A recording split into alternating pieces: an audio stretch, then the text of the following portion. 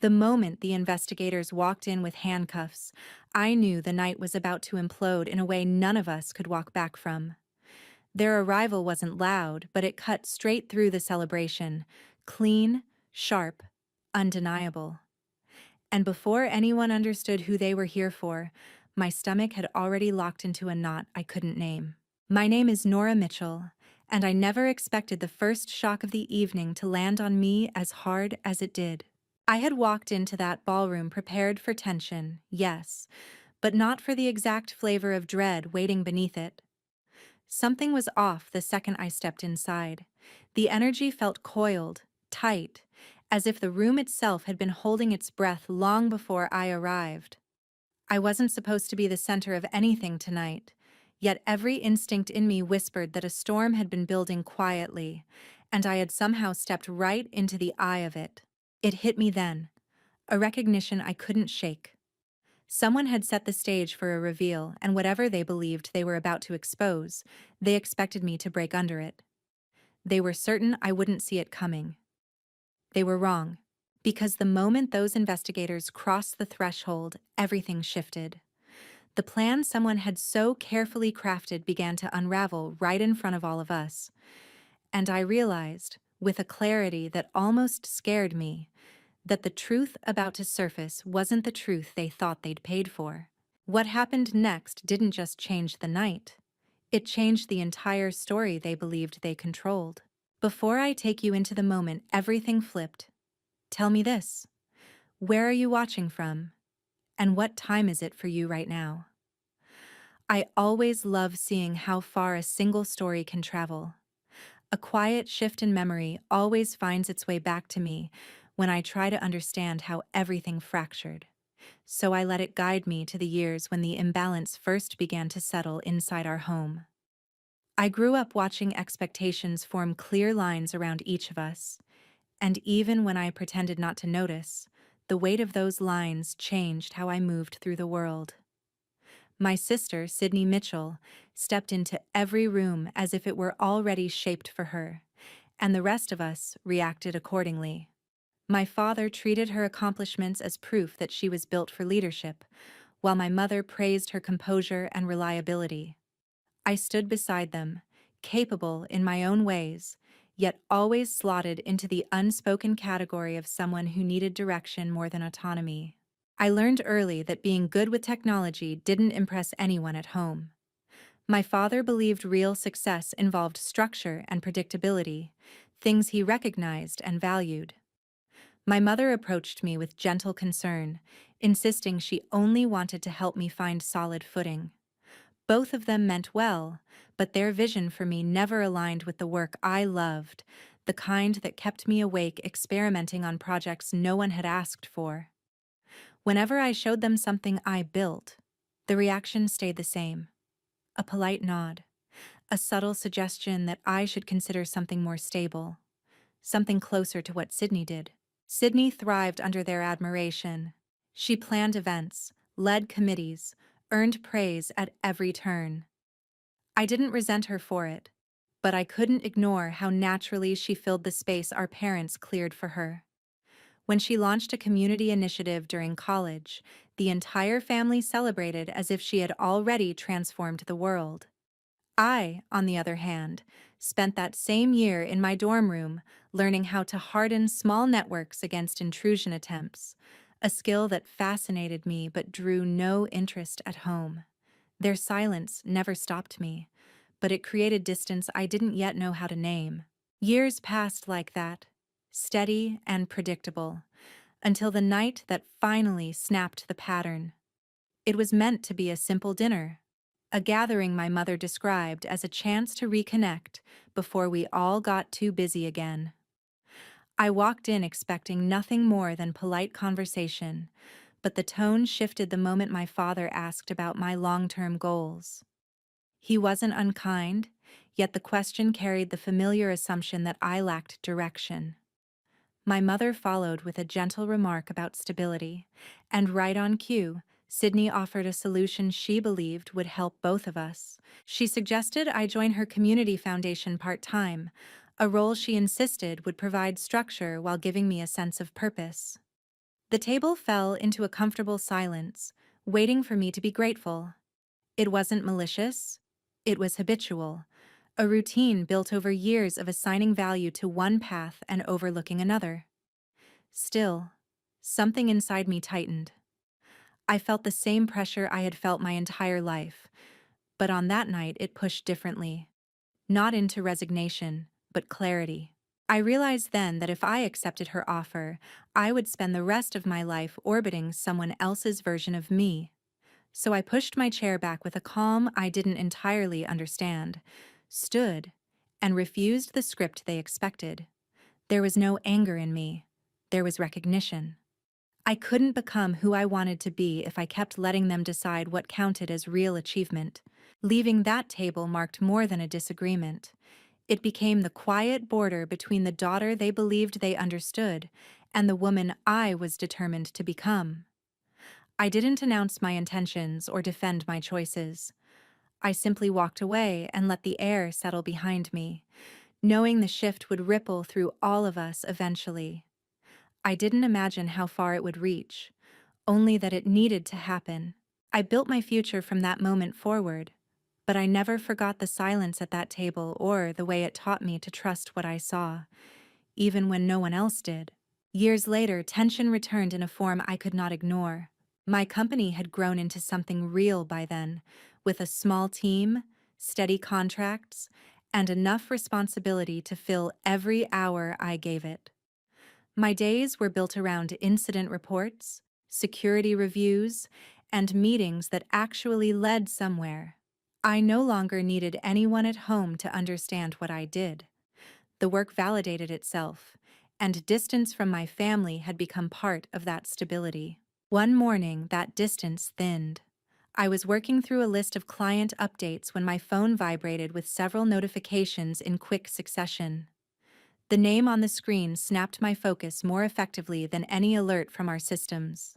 It was my cousin, Dylan Cross, who understood money and regulations far better than family moods and rarely contacted me without a concrete reason. His messages were short and careful, the way people write when they know screenshots could travel. He had noticed activity tied to my last name and to a charitable foundation connected to my family, and the details bothered him enough to reach out in the middle of the day. He did not spell out everything, but the shape of what he implied was clear. Information about me had been pulled, checked, and cross-checked, and the process had drifted into areas controlled by someone I knew too well. I set the phone down and let the implications settle. I had stayed out of foundation business on purpose, avoiding its events and keeping my company separate from anything tied to it. If someone was using that world as a doorway into mine, they were doing it deliberately. This was not casual curiosity. It was targeted scrutiny. By noon, I had forwarded a summary of Dylan's warning to my Chief Operating Officer, Shane Parker, and asked him to stop by. Shane approached every irregularity like a potential breach, even when it involved people rather than code.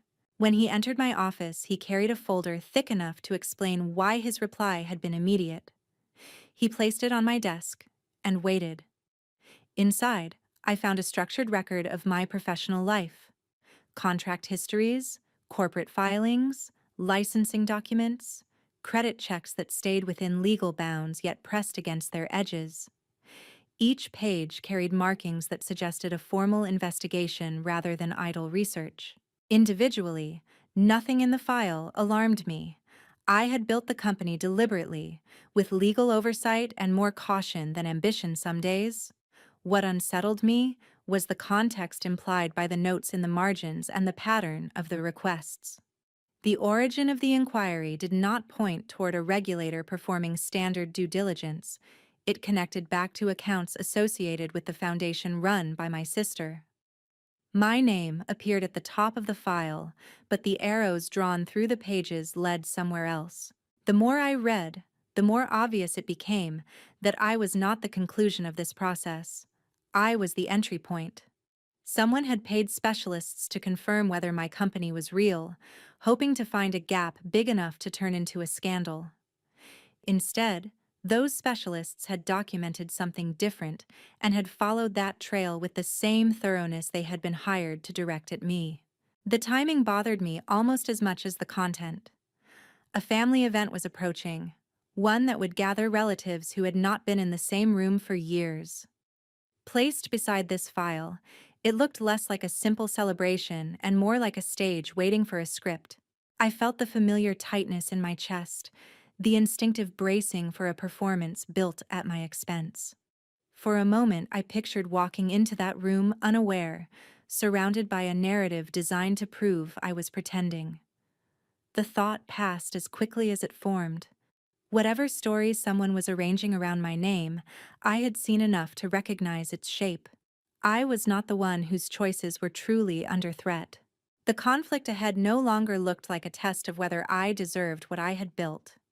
It looked like a collision between the truth I lived by and the version of reality someone else needed to protect. A shift in routine the following week signaled that the situation was moving faster than I anticipated. My inbox filled with notifications from regulators, not addressed to me personally, but copied to my company as part of routine correspondence. Nothing in the messages implicated my work, yet the timing felt connected to the file Shane had shown me. It was clear that whatever trail began with those inquiries had continued beyond the walls of my office. I kept working, but the background noise of uncertainty settled into every task. Even small decisions took on a sharper edge, as if the ground beneath them might tilt. I knew my name had been examined, but someone else's choices were now creating the turbulence pushing through the cracks. That recognition did not frighten me. It reminded me to stay alert. When an email arrived requesting a scheduled call with a representative from the state's financial crimes unit, I accepted. The name attached belonged to Monica Reeves, someone I had only heard about in passing through industry circles. She was known for approaching investigations with a clarity that cut through speculation and focused on verifiable facts. Her involvement confirmed that the matter had moved beyond private inquiry. The conversation stayed strictly procedural. She outlined the scope of what her unit was reviewing, and though she never referenced my sister by name, the direction of her questions told me the investigation had entered a formal phase. She made clear that my company was not under scrutiny, and that the information collected about me served only as context for a larger assessment. The details she chose not to elaborate on carried more weight than the ones she did. When the call ended, I sensed that a line I had avoided for years had been crossed without my participation. The thought stayed with me long after I returned to my tasks. I had spent so much time trying to keep my world separate from the one I grew up in, believing distance could shield me from their expectations and from the patterns I refused to repeat. Yet here I was, watching those patterns loop back in a form none of us had predicted. I wasn't the one who initiated the sequence, but I was positioned close enough to feel its reach. Later that week, I received a message from my grandfather, Albert Mitchell, asking if I had time to stop by. He rarely contacted me directly, and when he did, it was usually for something simple. This felt different. I drove to his house with the quiet understanding that whatever he wanted to discuss would tie into the current unraveling, whether he said so openly or not. He met me with the steadiness he had always reserved for moments that required patience. As we talked, he mentioned decisions he had made months earlier. Decisions meant to clarify operations within the foundation. He had authorized an independent audit before any of us knew what Sydney planned or what investigators might uncover. He never framed his actions as suspicion. He described them as a safeguard. Still, the timing told its own story. He had sensed something faltering and chose to address it before it could spread. Listening to him brought back the same quiet recognition I had felt the night I walked away from that dinner table years ago. I realized he wasn't asking me to solve anything or defend myself. He simply wanted me to know he had taken steps to protect what he could. Not because he doubted me, but because he valued transparency over appearance.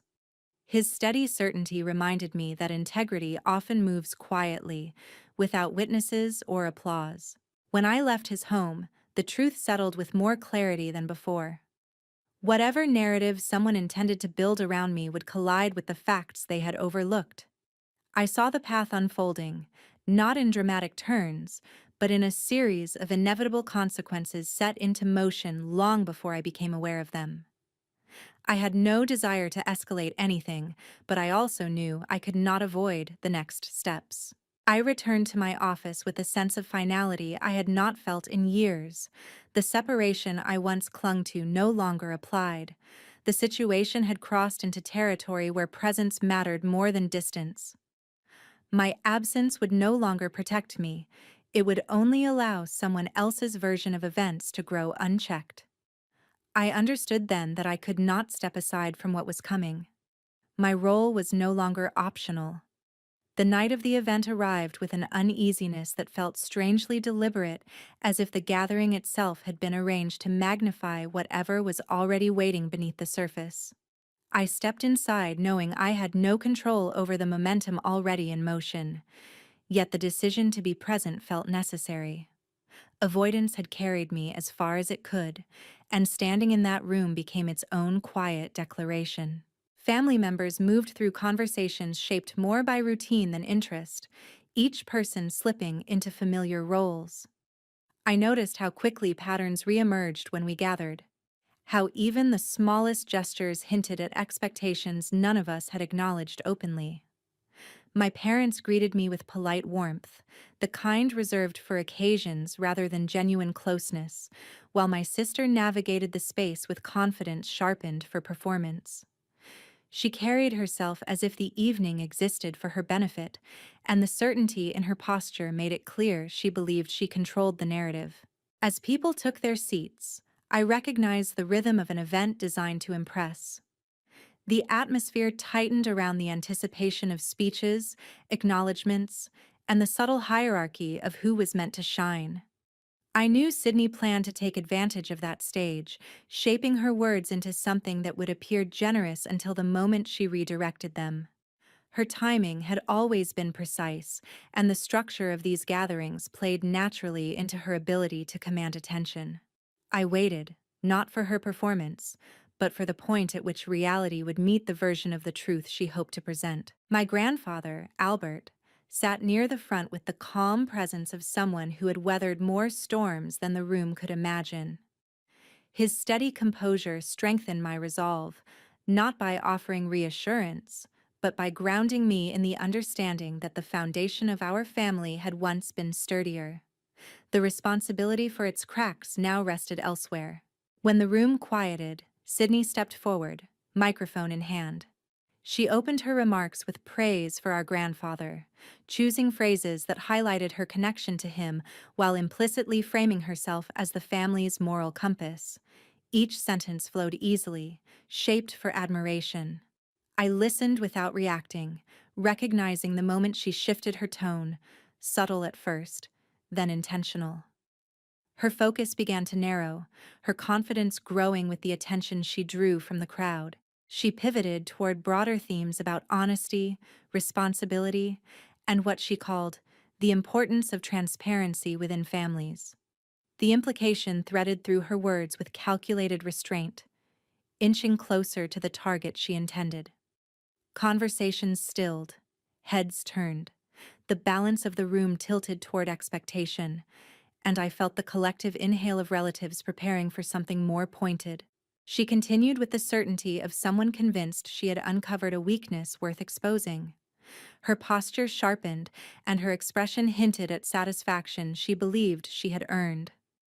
I recognized the moment she prepared to direct the room's scrutiny toward me, the beat of silence she allowed before making her claim. She lifted her chin slightly, ready to present her discovery with self-assured authority. Before she could continue, the doors opened with a decisive clarity that cut through her momentum. 3 individuals entered, moving with the composed purpose of people accustomed to formal procedures. At their center was Monica Reeves, identifiable not by introduction, but by the controlled confidence she carried. The room shifted instantly, its attention redirected without resistance. Their presence altered the air in a way no speech could. Monica addressed the gathering with concise professionalism, explaining that they were there to speak with Sydney regarding matters tied to charitable oversight. She never raised her voice, yet every word carried undeniable authority. Confusion rippled through the crowd, breaking the polished surface Sydney had worked so hard to maintain. Sydney attempted to recover her stance, but the certainty she relied on faltered.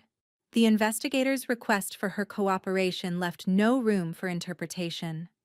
The foundation she led was now part of a formal inquiry, and the steps being taken were procedural rather than optional.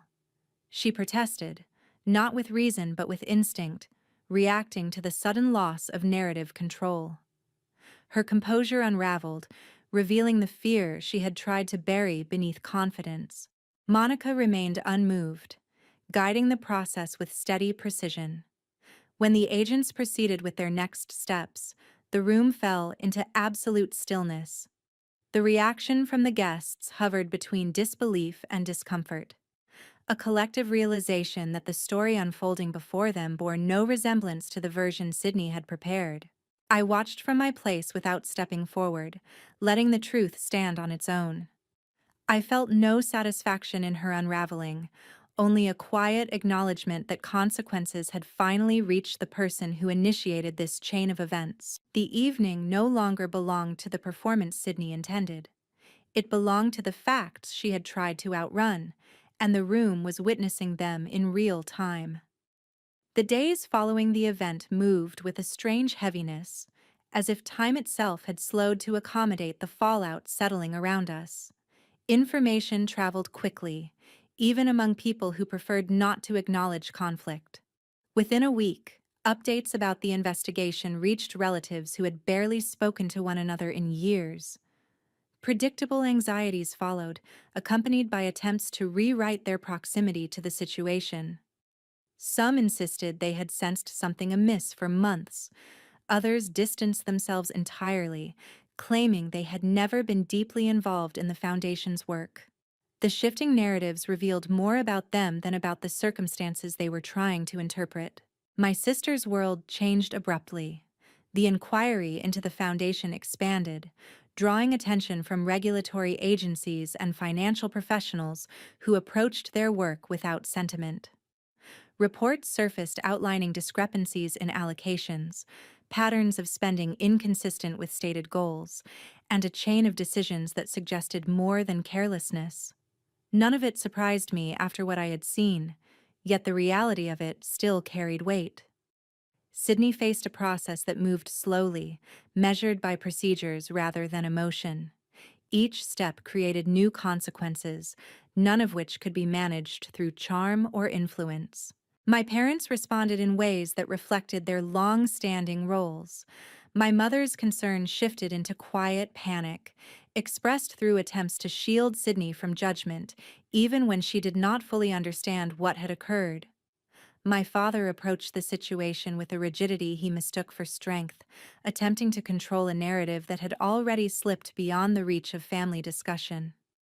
Neither of them directed blame at me outright, but the subtle tension in their presence revealed discomfort they could not disguise. I carried no anger toward them, only a recognition that they were confronting a version of their family they had never prepared themselves to see. As for me, the aftermath brought a clarity I had not expected. My work continued uninterrupted, yet something within my perspective shifted.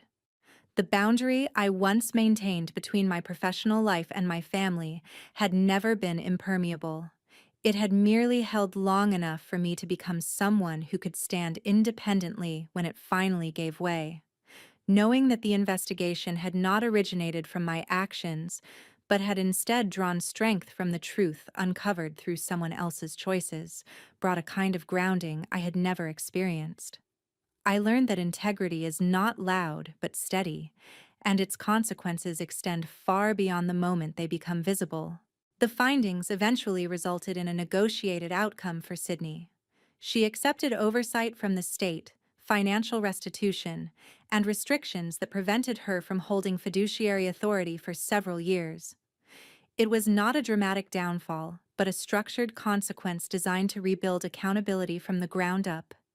Friends who once celebrated her success grew distant, unsure how to navigate the shift in status. The foundation dissolved, leaving behind only records and the lessons drawn from them. For the first time, my sister faced a world that required her to stand without the validation that had shaped her for so long. During this period, my grandfather remained a steady presence. His health had grown more fragile, yet his clarity had not faded. When I visited him, he spoke with a calm that cut through the noise surrounding our family. He never assigned blame or offered simplistic comfort. Instead, he emphasized the importance of rebuilding trust through consistent truth rather than grand gestures. His perspective reminded me that consequences, while painful, can create opportunities for growth when approached with humility.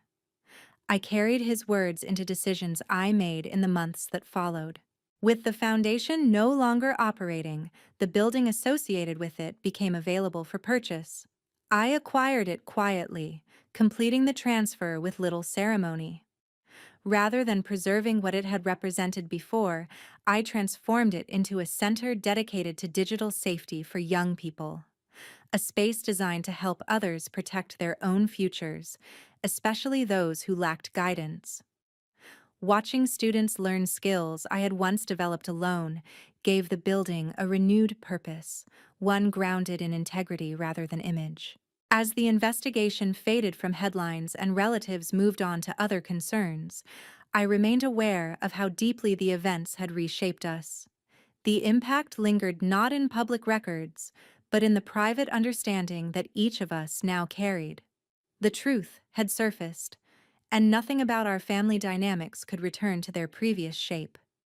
I accepted that change with steadiness, knowing there was still more to navigate before anything resembled closure. A quiet shift began months after the investigation concluded. Subtle at first, then steady enough that I could no longer ignore it. It started with the way my days felt different, not lighter or easier, but clearer. The distance I had once built to protect myself no longer felt like a shield.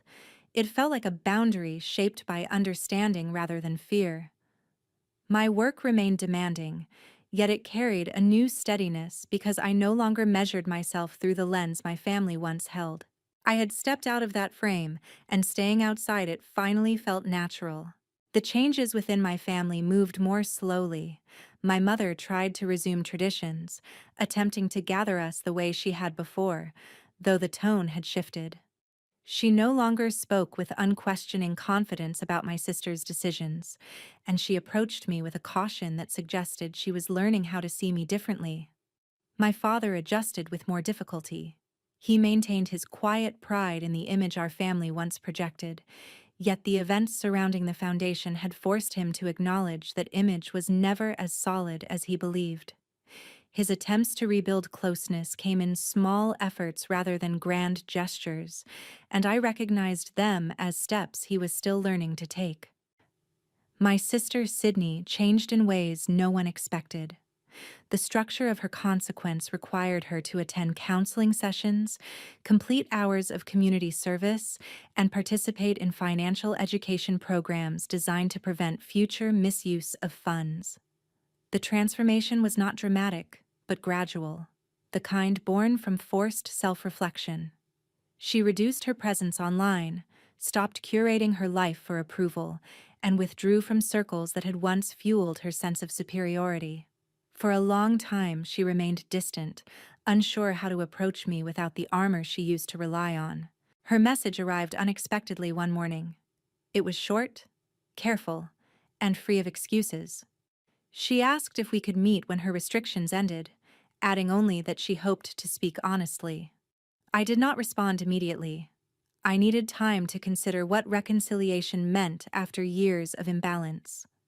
Eventually, I agreed, not out of obligation, but because I sensed the request came from a place she had never reached before. We met at a small cafe, one neither of us had visited during our childhood or our adult lives. The unfamiliar setting made the conversation possible. She arrived without her usual composure, carrying a vulnerability that made her appear younger than I remembered. She spoke openly about the pressure she had placed on herself to maintain a perfect image, the jealousy she felt watching me build something without seeking approval, and the fear that admitting her mistakes would destroy whatever identity she had built. She never asked me to absolve her. Instead, she acknowledged the harm she caused and the unfairness she allowed to shape our relationship. Listening to her did not erase the past, but it softened its weight. I realized that healing did not require us to return to what we once were. It required us to become something new, shaped not by competition or expectation, but by honesty. I shared my own perspective, not to justify my distance, but to explain why it had been necessary. She received my words without defensiveness, a change that felt more significant than any formal consequence she had faced. Over time, we rebuilt a version of connection that did not rely on the roles we once played. We met occasionally for coffee, exchanged updates without performance, and learned how to regard each other without the silent rivalry that had shaped our early years. My parents adapted as well, finding comfort in the quieter, steadier version of family we were learning to create. My grandfather remained the anchor through it all, watching the gradual healing with a patience that matched the quiet strength he had always carried. In the center I had built, young students continued to learn skills that could protect their futures. Their determination reminded me why I had chosen to transform the old foundation building rather than let it sit in memory. It became a symbol of what could be rebuilt after something collapsed, not through denial, but through purpose. As I moved forward, I understood that the past no longer defined me. It informed me, shaped me, but no longer confined me. Healing had not arrived all at once. It came through choices made deliberately, quietly, and consistently, until the story that once belonged to fear finally became one rooted in clarity. Thank you for listening to her story. This story became less about exposure and more about transformation. It showed that accountability can break a family or rebuild it, depending on what they choose afterward. If you were in Nora's place, would you forgive as she did, or keep your distance permanently? Share your thoughts below. Your perspective matters.